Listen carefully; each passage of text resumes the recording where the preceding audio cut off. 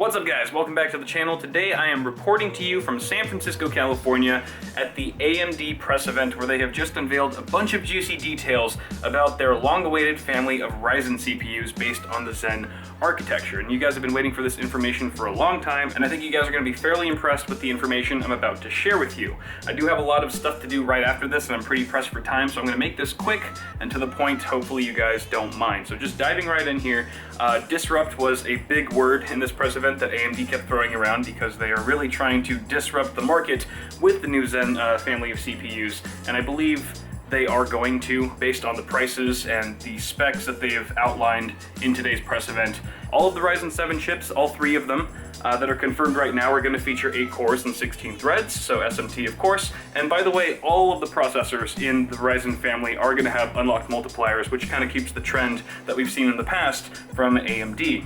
Now the first SKU that they talked about was the R7 1700, and that's kind of the base model within R7. That's got a a base clock of 3 gigahertz boost to 3.7. That's a 65 watt TDP, and we're going to see according to the benchmarks, 46% over the 7700K in Cinebench multi-thread, and that's explained by the fact that we've got 4 more cores and 8 more threads than a Core i7 Kaby Lake processor. Additionally, they showed us a handbrake demo between the 1700 and the 7700K. Handbrake again being a multi-threaded encoding application.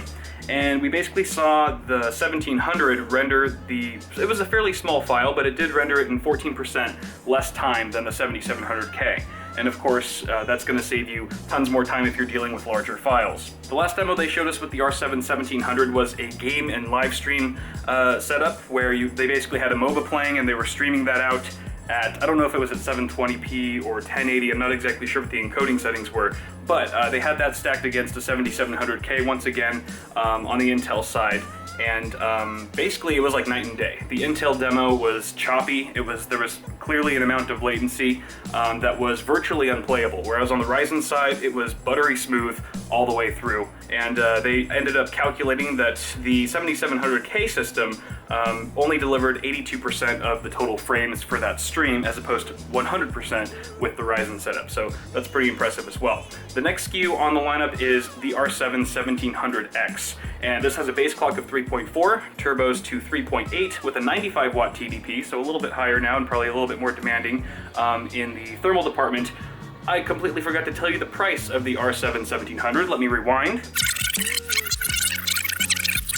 The price of the R7 1700 is $329 US, which undercuts the 7700K by about $20 MSRP, depending on where you're shopping, but that's very impressive considering the benchmarks that we've seen so far. Now back to the 1700X, they tested this against the $1,000 6900K, which was 9% slower in Cinebench multi-threaded. The 1700X was 39% faster than the 6800K, which is a $500 CPU in Cinebench multi-threaded as well. And this processor will come in at just $400, which again undercuts the Intel equivalent, the 6800K. And finally, the processor that many of you have been raving and ranting about for a long time now is the 1800X, which is of course AMD's flagship Ryzen CPU with 8 cores, 16 threads. It's an absolute monster. A base clock of 3.6, turboing to 4 gigahertz. It ties the 6900K in Cinebench single-threaded applications.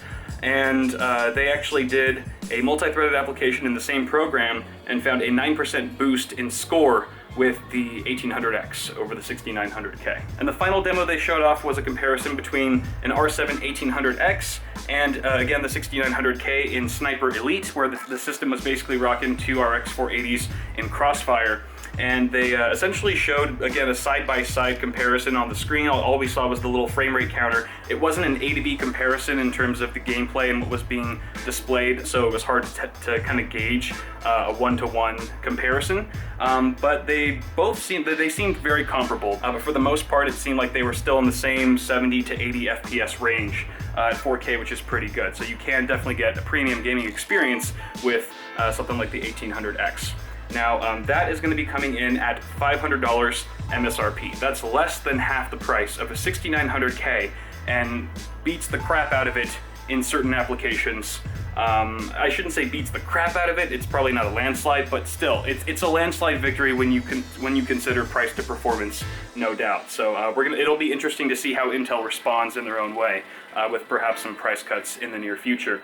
The lineup of R7 processors from AMD is going to be launching March 2nd, but you can pre-order them right now at the time of seeing this video. That means pre-orders should be open today from up to 185 different retailers and boutique OEMs around the globe. So very exciting stuff here. The last thing I wanted to mention is AMD did confirm that there's going to be 6 or 7 dozen AM4 motherboards that are going to be available at launch, so you'll have plenty of options to choose from, and you can get building your AM4 platform computer as soon as the launch comes around. But that's pretty much all the information I have for you guys. I know this was a very simple, basic, straightforward video, so hopefully that's all right. But thank you all so much for tuning in. I'll be sure to keep a close eye on Ryzen as it comes. So stay tuned for more tech stuff coming at you really soon, guys. Be sure to like the video if you enjoyed it. I gotta get the hell out of here and continue on with the rest of the festivities at this event. But thank you all so much. I appreciate it.